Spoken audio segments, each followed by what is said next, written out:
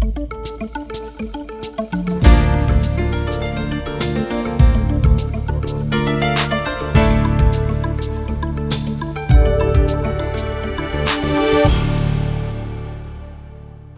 welcome back to SuperChat. Good morning, Gary. How are you? I'm just fine, sir. Well, again this month, I'd like to begin the podcast by asking you to provide your stakeholders, our listeners, with an update on the very latest regarding your master facility project for Northwest Local School District. What can you report today? As we continue the work through the summer, we continue to try to work on the final schematic design of what the buildings will look like. All three buildings will be laid out the same way. We are working to save money and doing it this way so that we don't have to pay for additional design plans for three different buildings. So building them all the same, having each of them have their own uniqueness is going to save the district a lot of money. The other thing, we are working on getting a website up and going so our listeners, our community members, our parents, and our students can follow along with where we are and what stages. It seems like forever ago that we passed the bond levy to build these new schools, but we really truly won't start to see anything till around September of this year, and that might be foundations and footers. But March of 2017 is when things will really start to kick off. We will have a ribbon cutting ceremony for the projects, but it just takes time to get through these final schematic designs and get everything we want in terms of what the building looks on the outside, inside, kids moving fluidly throughout the building through different aspects, so on and so forth. The other big thing is that when we passed this bond levy, we promised air conditioning for Colerain Elementary, and we promised that by the summer of 2018. Well, we are way ahead of schedule. And not only have we arranged for Colerain Elementary to have air conditioning, but also Colerain Middle School now. We are going to start putting window air conditionings in these buildings. We don't want to spend money on central air because, again, we're trying to build ELP credit and anything you put into Colerain L and Colerain Middle with the goal of eventually building a new K-8 campus for these two buildings. We would not get that money back. So we have gone through a cost savings approach of how we can get the building air conditioned. We'll start on the third floor of Colerain L, then the second, then the first. But all of this should be up and running sometime after Labor Day, which is way ahead of schedule, a year in advance. Colerain Middle is an additional that we didn't even promise, but we know how much and how important it is. So that brings us down to White Oak Middle School, who we will also have in place and be getting things, but more with a central air unit because our plan is not to tear down White Oak Middle School in the next 10 years. So we will be looking at an HVAC unit that would cover the entire building there. So that one will take a little longer, but it's coming also. So we're very excited about all the progress we've made. We're right on time with our schedule and everything we need to do. So things are looking great. Yeah. Well, no pun intended, but that's cool on the air conditioning. Yes.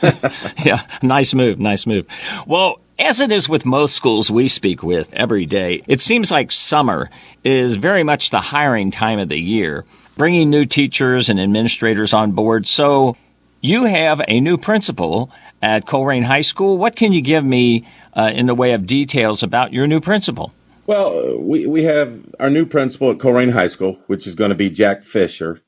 And we've also been able to move Dr. Chrislyn Turney, who was the former Colerain High School principal, to central office.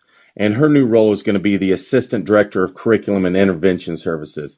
By making these moves, we get two things accomplished. We get Dr. Turney's expertise and experience in working in the secondary buildings and with her English background and coming over and helping us with secondary curriculum and intervention services. Well, what are these intervention services? Well, we are moving to a restorative practice piece, response to intervention or RTI, and just an overall change in how we communicate and how we disseminate information as a central office, as an administrative team, and as teachers to our students. These relationships that teachers develop with students, knowing how they learn, knowing that they are unique in the way they learn, is very important and ties in directly to restorative practice. So we really look forward to Dr. Turney leading that part.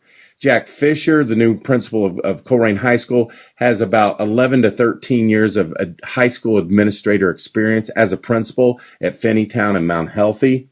He is a former graduate of Colerain High School, graduated in 1982. So his move over to Colerain High School to continue the tradition of the Colerain High School Cardinals and to keep the school moving in a forward manner has been an easy transition for both of them. So we are very excited to have the two changes we've made. We think it will help our district overall in the long run. We think that Dr. Turney can take what she was doing at one building and apply it to all our buildings. And then Jack just steps into a principal position of a high school, which is very difficult. It's a large high school, 2,000 students, over 120 staff members. So he'll make that transition smooth. Dr. Turney will, and then Colerain High School and the district will both benefit. That is a big high school, 2,000 students. Yes, it is, definitely. Well, Todd, you have a cool thing coming up, a ribbon cutting. What's this all about? I understand it involves Northwest High School.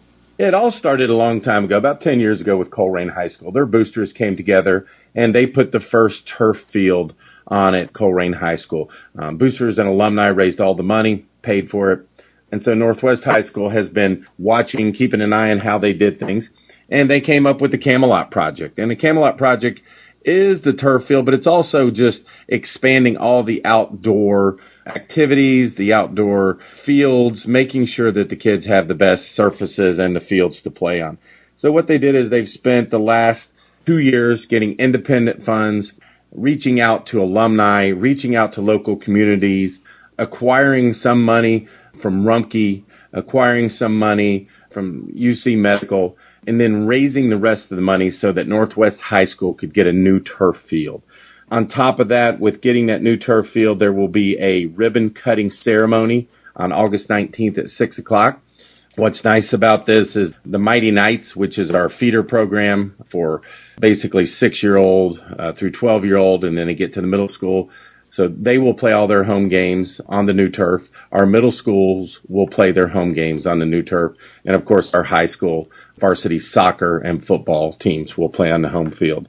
But it's nice when a community comes together and when alumni comes together and can raise the funds necessary to pay for a new track. The district also spent permanent improvement funds to put a new track around the turf field. So you have both the new turf field and the track. And so to show everything off and to say thank you for all the contributions of everyone, on August 19th at 6 o'clock, there will be a ribbon cutting. And then immediately after, there'll be a scrimmage at 7 o'clock for the Northwest High School football team. So they're very excited. Oh, yeah, with good reason. Yeah, that's wonderful news. And it is just especially pleasing to see it when a community brings it all together and makes something like this become a reality. Wonderful. That is a good report. Let me turn directions here on you, Todd. You know, some parents may not realize the importance of open house and conference nights, but they are truly important. Otherwise, the schools wouldn't even do them at all. So what are the dates of these events coming up? Well, we've had a real problem, Gary, just to be honest with you, with attendance at open house and conference nights. The big thing I want parents to understand is we put these nights on for the parents, the guardians, anybody who wants to attend to find out what their child's education is going to be about. We get the kids for 6.5, 7 hours a day, and then the other 17 hours, they're with their parents, and that's the important time, to reinforce what we're trying to teach them during the school day, for us to communicate back and forth so that the parents and the teacher are on the same page. We each recognize and want to respect that each child learns differently or has a different technique of understanding things. And so if parents can come in during open house, hear what's going on, ask questions about the grading, ask questions about homework, ask questions about the curriculum. That's what these nights are for. And then you take it to a conference night. Well, now we have data on the kids. So it's a great time for the parents to come in, find out how their son or daughter is doing, work with the teacher to see how they can help at home, vice versa. If some things are going on at home, maybe a death in the family. We always run into divorces with families. We need to be aware of that too so we can support the student, not only academically, but also through psychological issues, social issues, and anything else we can do. We don't have good attendance. We need to improve our attendance. So I just want parents to understand the importance of these open houses, these conference nights. What you can do is go to your school's calendar. You'll be getting mailings here this week and next week prior to the start of school. Each calendar or each newsletter will have the dates for each school's open house, as they all are different. We have done our best to try to avoid nights where middle schools and high schools have the same open house nights, so that parents can get to both if they have a middle school kid plus a high school kid, and also an elementary versus a high school kid. So those dates are coming. Look for mailings. If you do not get a mailing, you need to call your school immediately and see what these dates are. But before we know it, the first day of school will be here, Thursday, August 18th. They will have school Thursday and Friday, and then have the weekend off, and then we go into our regular school schedule. But it's going to be here before we know it. We're now 2 weeks, 2.5 weeks and counting. The key thing for us is we have a lot of students who enroll late. So parents, if you have someone who's going to enroll in kindergarten or you're new to our district, please make sure you contact the Houston Early Childhood Learning Center. If you don't know the number for there, just call 923-1000. We have a secretary here who can give you all the information we need. But we want these kids to be enrolled early and quickly so that they don't miss anything that's going on. And just as a reminder to the parents, we did move the start of school up this year about 8 to 10 days earlier. And now we will not miss out on 8 to 10 days of school prior to testing come April. Our kids will be better prepared. We're just looking forward to a great school year, and it all starts on Thursday, August 18th. You mentioned the 18th date as the opening day. How about that? What can you report other than that related to the school calendar as a whole for the year? Is there anything significant that kind of stands out in your mind, Todd? Well, anybody who's in a secondary school as a student, I think one of the most important things that these kids can do in grades 7 through 12, but K through 12 really, is to get involved in your school. All sports start today, August 1st. All Ohio High School Athletic Association school-sponsored sports start today. So if you're new to our district and you have a son or daughter who's interested in volleyball, soccer, football, cross country, all of the sports that we offer, now's the time to get involved in these. I think sports do a lot of things for kids that parents sometimes don't think about. If you think about a kid who sits through classes for 7 hours during a day, then they go to practice until 6 at night, they go home, they complete their homework, they stay academically eligible. What you've got is a kid who is able to schedule events, balance their schedule, stay on top of things. And that's pretty much what real life is once you get into the real world. Get involved, take care of your academics, manage your schedule, be accountable, be responsible, and think about all the friendships. If you're new to a district or new to a school going from 8th grade to 9th grade, you're going to know the 25 soccer players. You're going to know the 15 volleyball players. You're going to know the 100 football players prior to school starting. So you develop relationships before you're walking these big hallways and not knowing anyone. So to get involved is the biggest thing. That all starts, like I said, today, August 1st, for any sports. Middle school sports are a little slower to start, but they're getting all their paperwork in.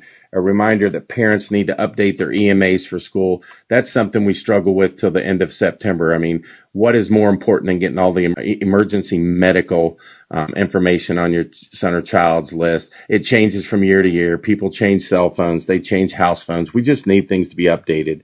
We need physicals to be in place. We need shots to be in place.